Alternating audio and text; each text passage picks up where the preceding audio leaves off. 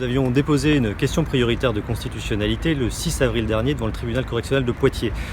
Mon client était incarcéré depuis la veille dans le cadre de l'infraction nouvellement créée par la loi du 23 mars dernier. Dans le cadre de l'état d'urgence du fait de la crise sanitaire, il était poursuivi pour avoir violé à plus de 3 reprises les obligations afférentes au confinement.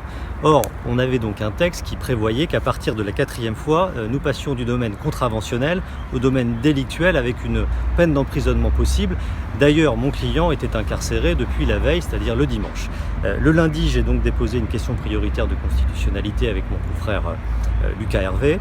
Cette question prioritaire de constitutionnalité a été transmise à la Cour de cassation par le tribunal correctionnel de Poitiers et hier, la Cour de cassation a rendu un arrêt qui a jugé sérieuse cette question prioritaire de constitutionnalité et qui l'a transmise au Conseil constitutionnel qui devra apprécier dans les 3 mois, une audience va se tenir, si l'article qui prévoyait la définition de ce délit de violation répétée de confinement est conforme ou pas à la Constitution. En réalité, ça pose 3 problèmes. Le premier problème qui se pose, c'est celui de ce qu'on appelle l'incompétence négative du législateur.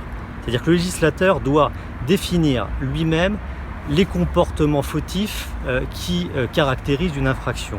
En l'espèce, on a un législateur qui nous a fait, c'est-à-dire le Parlement, qui a défini un texte qui est une sorte de coquille vide où il nous dit l'infraction sera constituée par le texte que l'autorité exécutive voudra bien définir.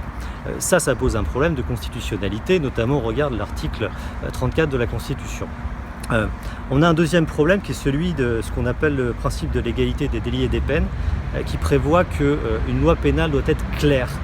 En l'occurrence, et la Cour de cassation trouve elle aussi qu'il y a une question qui se pose à ce sujet-là, on a un texte qui est extrêmement peu clair, puisqu'il parle tantôt de réitération, tantôt de verbalisation, tantôt de violation, tantôt de constat, et juridiquement, ce sont des termes qui ont des définitions différentes. Et enfin, un troisième problème qui est majeur, c'est celui de la présomption d'innocence.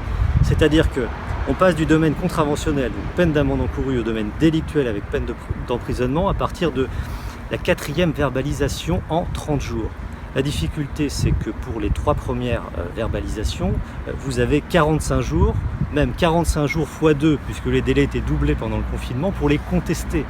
C'est-à-dire que vous pouvez avoir contesté les premières contraventions, vous pourrez peut-être être déclaré innocent pour ces contraventions dans quelques mois, mais précédemment, vous aurez pu passer en comparution immédiate et avoir été incarcéré. Donc il y a une sorte de présomption de culpabilité qui a été instaurée.